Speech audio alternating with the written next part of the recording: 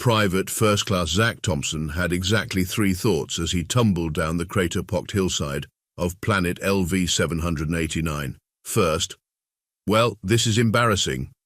Second, I really shouldn't have tried to show off that jump roll maneuver. And third, accompanied by a distinctive crack, oh look, that's definitely my leg bone saying hello to the outside world. The year was 2487, 3 years into humanity's absolutely ridiculous war with the Vardaxians, a species that looked like someone had tried to crossbreed a praying mantis with a parking meter. Their technological superiority was matched only by their complete inability to understand why humans found them about as intimidating as a group of angry kindergartners. "Status report, Thompson," crackled his squad leader's voice through the comm.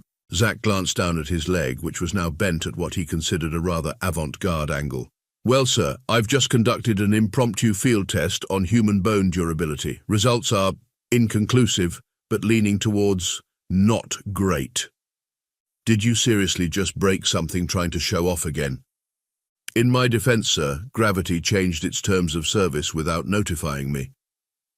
Zach shifted slightly, immediately regretting the movement.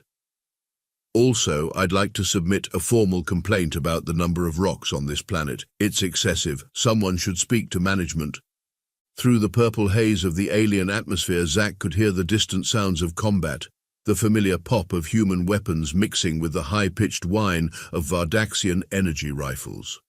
His squad was engaged about 2 clicks north, which left him alone with his newly redesigned leg and his arguably questionable life choices. "Medivac is 20 minutes out," his squad leader informed him. "Try not to do anything stupid, like more stupid than usual." "Sir, you wound me. When have I ever?" Zach paused as movement caught his eye. Through the violet mist, he spotted the distinctive silhouette of a Vardaxian scout. "Actually, scratch that. I might have to postpone my career as a one-man comedy show. We've got company." Just stay put, Thompson, that's an order," Zach snorted. "Really, sir, stay put. With this modern art installation I'm calling a leg, your talent for unnecessary orders continues to impress." As the Vardaxian shapes grew clearer through the mist, Zach reached for his sidearm and sighed dramatically. "You know what's really going to bother me? If I survive this, Doc Chen is going to give me that look again. You know the one, like I'm single-handedly keeping the medical department in business." The first Vardaxian crested the hill, its compound eyes fixing on Zach's prone form. Its mandibles clicked in what might have been surprise or possibly indigestion. Zach had never been great at alien facial expressions. "Well," Zach muttered to himself as he raised his weapon, "at least this'll make one hell of a story in the mess hall, assuming I don't end up as alien breakfast, of course." The universe, it seemed, had other plans for Private First Class Zach Thompson, much more ridiculous plans. The Vardaxian scout's antennae twitched in what Zach could only describe as extreme confusion. 3 more aliens emerged from the purple mist, their metallic exoskeletons gleaming with that annoying superiority that seemed standard issue in their military. "Look," Zach said, carefully enunciating each word, "I know you guys probably don't understand English, but I'm having a really weird day, so maybe we could—" "Cease your sound emissions, human." The tallest Vardaxian stepped forward, its translator module crackling with static.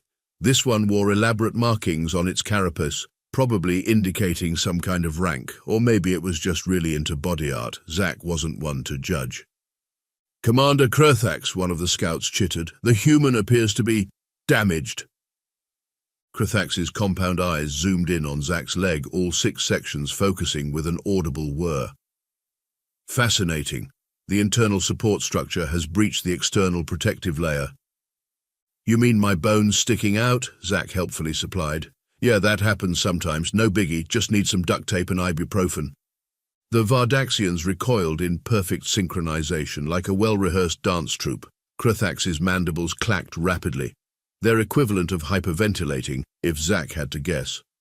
"You speak of this catastrophic structural failure with casualness?" Krthax's translator struggled with the concept.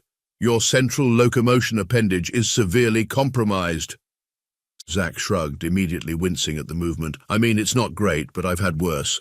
Last year I got my appendix out and was back on patrol in 2 weeks, though Doc Chen did threaten to staple me to the bed if I tried leaving early again." The silence that followed was so profound that Zach could hear his own heartbeat, the distant battle, and what he swore was the sound of alien minds being blown. "What is this appendix out?" Kurthax's volume control seemed stuck on maximum. "You speak of removing internal components?" Before Zack could respond, the distinctive whine of a medevac shuttle cut through the air. The Vardaxians raised their weapons, but their attention was completely divided between the approaching aircraft and Zack's casual discussion of organ removal. The medical team rappelled down with their usual efficiency, led by none other than Doc Chen himself. The doctor took one look at Zack and his leg, then at the bewildered aliens, and sighed with the weariness of someone who'd seen this movie before. "Thompson, I swear to all that's holy, if you've started an interplanetary incident with your shenanigans again." "Doc, perfect timing. I was just explaining to our new friends here about human medical procedures. They seem really interested." The Vardaxians watched in horror as Doc Chen pulled out his medical kit and began preparing a pain suppressant. Kurthax's mandibles were clicking so fast they sounded like a tap-dancing routine. "The human medical practitioner carries tools of flesh manipulation," one of the scouts reported, its voice rising to a pitch that probably shattered several glasses back on their home world. "Now, this might sting a bit," Doc Chen warned as he administered the shot. Zack grinned at Kurthax. "Don't worry, this is just the warm-up. Wait till they start resetting the bone. That's when the real fun begins." Kurthax's antennae went completely rigid. You intend to reconstruct the damaged support structure? While conscious?" "Well, yeah, how else would we do it?" Zack winced as Doc Chen began examining his leg. "Though I gotta say, the morphine's starting to kick in, and everything's getting pretty fuzzy." "Hey, Kurthax, did you know you look like a disco ball when you're scared, all sparkly and stuff?" The last thing Zack saw before the medication fully took effect was Commander Kurthax frantically communicating into some kind of alien device, gesturing wildly at the human medical team while repeatedly chittering what sounded suspiciously like their word for unkillable demons. Doc Chen just kept working, muttering under his breath about how he should have become a veterinarian instead. At least animals didn't actively try to turn routine injuries into interstellar diplomatic crises. The Vardaxian scientific observation team arrived just as Doc Chen was explaining the procedure to a now thoroughly medicated Zack. They scuttled in like oversized metallic crabs with clipboards, their optical sensors whirring and clicking with barely contained excitement. "As you can see," Kurthax was briefing what appeared to be the lead scientist, Dr. Sistvrix. "The human maintains consciousness despite catastrophic structural compromise. Their medical practitioner appears to be preparing for some form of primitive reconstruction ritual." Dr. Stvrix's antennae quivered with academic fervor. "Fascinating. And they perform this without a proper molecular regeneration chamber." "All right, Thompson," Doc Chen said, positioning himself by the broken leg. "On 3, 1. He yanked, setting the bone with a sharp crack. "Hey," Zack protested through his morphine haze, "that wasn't 3, that's like the oldest trick in the medical book." The assembled Vardaxians recoiled in unified horror.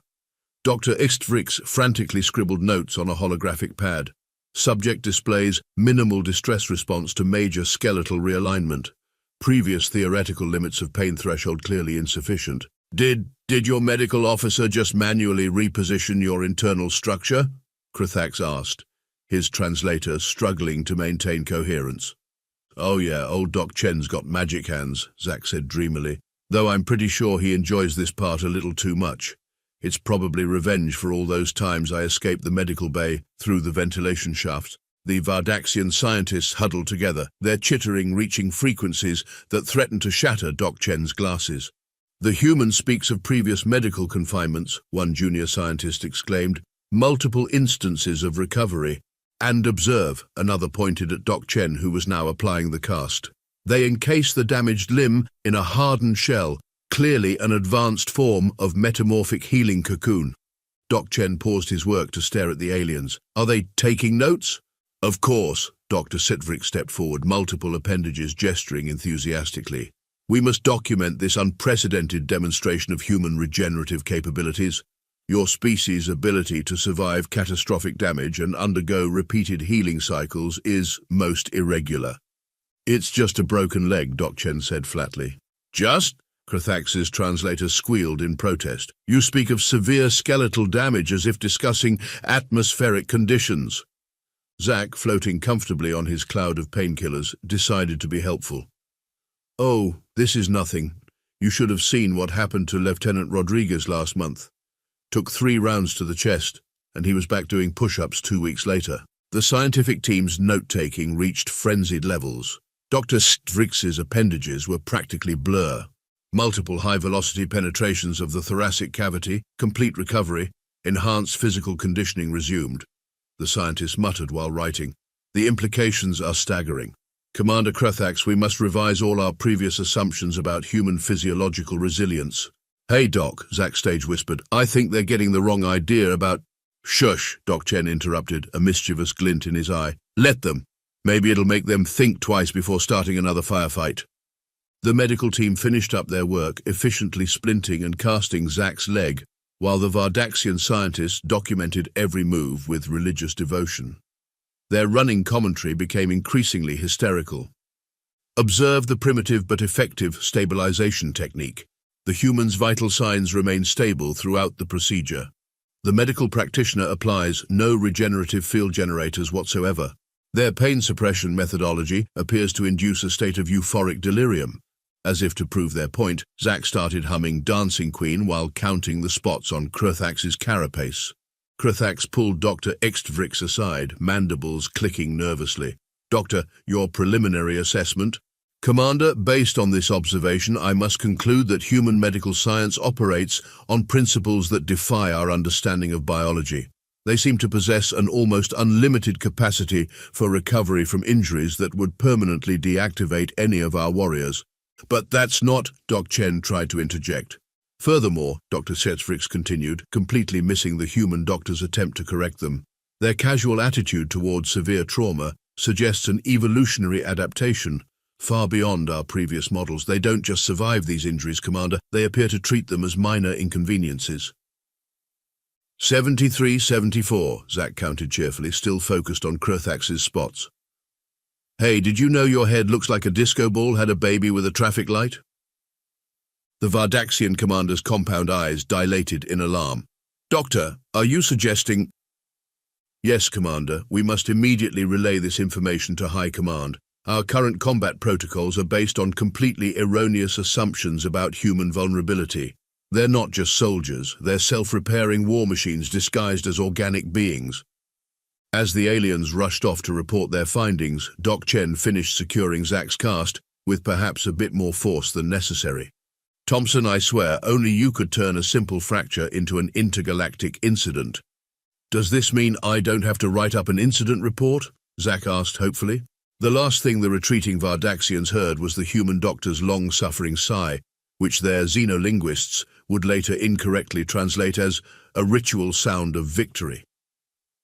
The Vardaxian High Command chamber buzzed with agitation as Admiral Zaklax reviewed the reports flooding in from planet LV-789. Their most experienced military leader, a veteran of 17 interstellar conflicts, was currently stress-molting. Let me ensure I'm processing this data correctly. The Admiral's mandibles clicked rhythmically. A single human warrior, despite catastrophic structural damage, remained not only functional but entertained. The evidence is irrefutable. Dr. Extvrix projected a hologram of Zack, giving a thumbs up while his leg was being set. Observe how it displays its dental structures in what we believe to be a dominance gesture. I was just smiling for the camera, Zack explained to his commanding officer 3 days later, trying to make sense of the intelligence reports. He sat in the medical bay, his casted leg propped up on a chair, reading through the increasingly bizarre Vardaxian communications they'd intercepted. Colonel Martinez pinched the bridge of his nose. Thompson, somehow you've convinced the entire Vardaxian army that humans are immortal super soldiers who treat grievous injuries as minor inconveniences. In my defense, sir, I was really high on morphine at the time. Meanwhile, across enemy lines, the stories were growing. A junior Vardaxian communications officer had mistranslated cast removal in 6 weeks as completes metamorphosis in 6 cycles, leading to widespread panic about humans possessing chrysalis-based healing powers. The rumors spread like wildfire through the Vardaxian ranks, Did you hear? They can reattach severed limbs. I heard they replaced damaged organs for fun. My cousin's nestmate saw one drinking liquid stimulants through a hole in their exoskeleton. They pierced themselves for energy absorption. Back in the medical bay, Zach was discovering that his reputation had taken on a life of its own. A Vardaxian reconnaissance drone had spotted him using crutches and immediately retreated, broadcasting warnings about humans developing rapid adaptation to bipedal loss. "Doc," Zach called out as Doc Chen passed by, "you're not going to believe this. They think the cast is some kind of metamorphic combat upgrade. There's a tactical analysis here suggesting I'm going to emerge with an enhanced combat limb." "Well," Doc Chen replied dryly, "that explains why 3 Vardaxian battle cruisers just retreated from their orbital positions. They're probably worried you'll leap up there and kick them with your super leg." The situation reached new levels of absurdity when Zach attended his first physical therapy session. A Vardaxian spy drone observed him performing basic leg exercises and transmitted an emergency report to High Command. "Priority alert, human warrior initiating enhanced combat protocols. Subject engaging in ritualistic movement patterns. Suspected power regeneration ceremony. Minimal signs of previous injury. Conclusion, acceleration of healing process confirmed." Admiral Zaklax called an emergency session of the War Council. The chamber's atmosphere was thick with pheromonal panic as the latest intelligence was reviewed. "The implications are catastrophic." The Admiral's exoskeleton had developed a nervous tic. "If one human can recover from such damage so efficiently, imagine an army of them. Each injury only makes them stronger." In the medical bay's recreation room, Zach was trying to play chess while being observed by no fewer than 6 Vardaxian spy drones. Every time he moved a piece, the drones would scatter in terror, apparently interpreting the game as some form of complex battle simulation. "Check," he announced to his opponent, Private Rodriguez. 3 Vardaxian battle groups immediately went to high alert, convinced the word "check" was an activation code for hidden human superweapons. The situation wasn't helped by the fact that human soldiers, catching on to the misunderstanding, had started playing it up. Marines would casually discuss their weekly organ rotation schedule within earshot of Vardaxian surveillance. The mess hall had begun serving red jello, which a terrified alien observer reported as humans consuming their own reconstituted tissue for strength.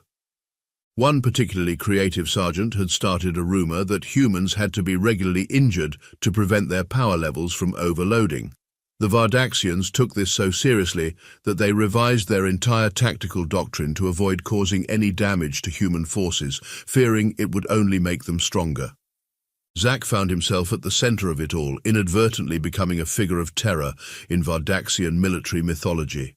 They'd given him a title that roughly translated to "the undying one who laughs at structural failure," though something was definitely lost in translation. "The really weird part," Zach told Doc Chen during a checkup, "is that they keep leaving offerings outside the base. Yesterday it was a pile of high-grade mechanical lubricant. I think they believe it helps with our metamorphosis process." Doc Chen examined the latest X-ray of Zach's healing leg. "Well, your break is mending nicely, though I doubt that's because of alien oil offerings. How's the physical therapy going?" "Pretty good, except..." Zach was interrupted by the sound of screeching alarms. Through the window, they could see a Vardaxian battle fleet executing an emergency withdrawal from the planet's orbit. Colonel Martinez burst into the medical bay, waving a decoded transmission. "Thompson, you're not going to believe this. The Vardaxians just intercepted your latest medical report." "The one that says I'm ahead of schedule in my recovery?" Zach asked. "Yes, they've interpreted healing faster than expected, as confirmation that humans have developed accelerated evolution capabilities. Their entire command structure is in chaos." Somewhere in deep space, Admiral Zaklax was reviewing the final piece of evidence that would tip the scales. A human had been overheard saying they were dying for a coffee, followed shortly by reports of the same human being fully alive and energized. The implications of human resurrection capabilities were too terrible to contemplate. Back on LV 789, Zach watched the retreating Vardaxian ships from his wheelchair, which they had apparently classified as a mobile throne of regeneration. "I should probably feel bad about this," he mused to Doc Chen, "but I really don't. Just wait until they find out about human bones being able to grow back stronger where they break. the doctor replied with a mischievous glint in his eye. The Vardaxian spy drone that overheard this conversation immediately self-destructed. 6 weeks into what would later be known as the Great Misunderstanding, Zach was ready to begin intensive physiotherapy. The Vardaxians had converted an entire battleship into an observation platform just to monitor this event, which they dubbed the Metamorphosis Culmination. Commander Kruthax, whose career was now inexorably linked to the human regeneration incident, watched through high-powered scanners as Zach entered the base's gym facility. "By the sacred molting grounds," Kruthax whispered, "it begins." The physiotherapist, Lieutenant Wei, started Zach on some basic resistance exercises. To the observing aliens, the rubber resistance bands looked like power transfer conduits, and the small weights were clearly gravitational enhancement devices. "Okay, Zach," Wei instructed, "let's try some leg presses. Start light, we don't want to overdo it." The Vardaxian observation team went into complete meltdown. "Alert, alert, the human is utilizing gravity manipulation technology to enhance its regenerative capabilities." Kruthax's mandibles chattered in horror as Zach successfully completed a set of 10 repetitions. They're not just repairing the damage, they're deliberately stressing the healing tissue to make it stronger. The real panic started when Wei brought out the electrical stimulation therapy unit, the sight of Zach calmly allowing himself to be shocked with electricity while doing exercises was too much for the Vardaxian military psychologists to process. They channel lightning through their bodies to accelerate healing. One analyst's report reached such a high pitch that it cracked 3 viewing screens. These aren't medical procedures, they're power-up rituals. Zach, completely oblivious to the interstellar crisis he was causing, continued his therapy session. He'd started sweating from the exertion, which a Vardaxian biological expert incorrectly identified as excess regenerative fluid secretion. Look at the human's enhanced perspiration capability. Dr. Extvrix had recently been promoted to head of human studies, a position that was rapidly aging him. They've evolved to cool their bodies during power accumulation. The situation reached critical mass when Wei decided to demonstrate proper stretching techniques. The sight of a human deliberately contorting their body into various positions sent the entire Vardaxian medical community into professional crisis. They can voluntarily reconfigure their skeletal structure. Kruthax's report to High Command was becoming increasingly hysterical. No wonder they treat broken bones as minor inconveniences. Their entire framework is mutable. In the gym, Zach was celebrating a small victory. "Hey, I can bend my knee past 90 degrees now." 3 Vardaxian light cruisers immediately broke orbit, their crews refusing to remain in the same star system as a being that could recalibrate its joint angles at will. The breaking point came during what should have been a routine hydration break. Zach, tired from his exercises, reached for his water bottle and dropped it. Without thinking, he bent down and picked it up with his good leg, performing what humans would recognize as a simple one-legged squat. The Vardaxian observation team's collective gasp created a temporary vacuum. "Did you see that?" Kruthax was practically vibrating with terror. "It's adapted to function without the damaged limb. They don't just heal injuries, they render them irrelevant." Dr. Extvrix's latest theory suggested that humans existed in a quantum state of simultaneous injury and healing, probably violating several laws of physics in the process. His paper on the subject caused 3 senior Vardaxian scientists to resign and take up pottery instead. Commander Kruthax, watching Zach complete his physiotherapy session with standard cool-down stretches, finally reached his limit. The human had demonstrated what he considered to be impossible levels of adaptation, recovery, and casual dismissal of physical limitations. "This can't continue," he announced to his command staff. "We're dealing with a species that treats devastating injuries as temporary inconveniences. They deliberately damage and repair themselves to grow stronger. They can reconfigure their bodies at will, channel electricity for healing, and apparently ignore basic biological constraints." A junior officer timidly raised an appendage. "But sir, surely High Command wouldn't authorize a full retreat based on one human's recovery process." At that exact moment, Zach finished his session by fist-bumping Lieutenant Wei and saying, "Same time next week? I can't wait to try those jump exercises you mentioned." The words jump exercises were mistranslated in the Vardaxian surveillance system as Gravity-defying combat enhancement protocols. Krithax made his decision. Send the evacuation order. I won't risk my forces against an enemy that views our most effective weapons as nothing more than workout motivation.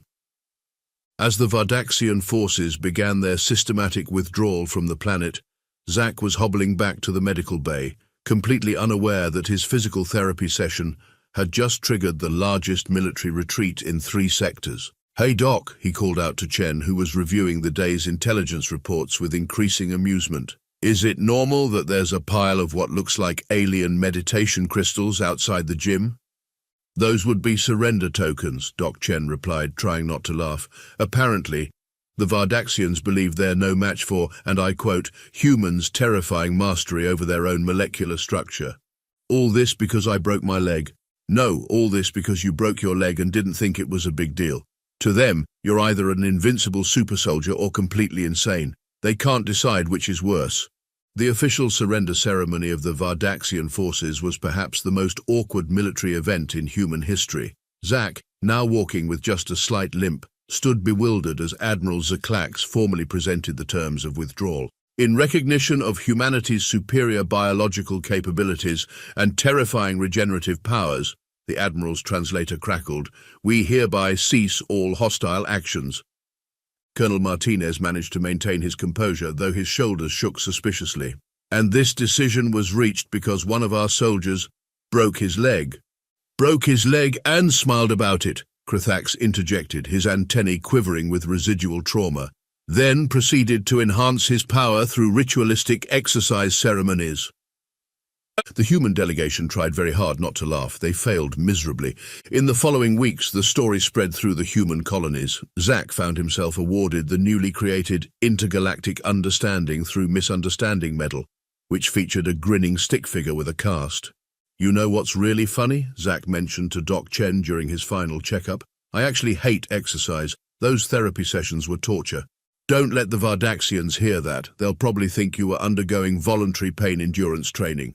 The most ironic twist came during the peace negotiations. The Vardaxians, impressed by humanity's perceived indestructibility, proposed a military alliance. Their official reasoning: any species that views catastrophic injury as a minor inconvenience would make a terrifying ally.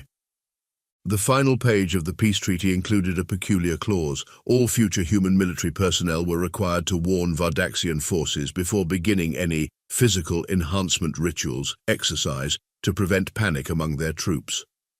As Zack limped out of the medical bay for the last time, he passed a group of Vardaxian diplomats who bowed respectfully. One of them whispered, audibly enough for his translator to pick up, "Behold, the one who laughs at broken bones." "You know," he told Colonel Martinez later, "for someone who literally just fell down a hill, I seem to have accidentally won us an intergalactic war." "Thompson," the colonel replied, signing off on the final report of the incident. "Only you could turn a routine medical procedure into a demonstration of human superiority. By the way, High Command wants to know if you'd be interested in becoming our military liaison to the Vardaxians. Let me guess, they specifically requested me. Apparently you're listed in their historical records as the unkillable one who challenged medical science. I'd accept the position if I were you. It comes with a great healthcare package." "Now that," Zack grinned, "is what I call a lucky break." In the decades that followed, human-Vardaxian relations would be marked by mutual respect, cooperation, and the annual celebration of what became known as the Leg Day incident. Though Zack did have to repeatedly assure his alien allies that no, humans could not actually regenerate limbs, they just had a really weird sense of humor about injuries. The Vardaxians never quite believed him.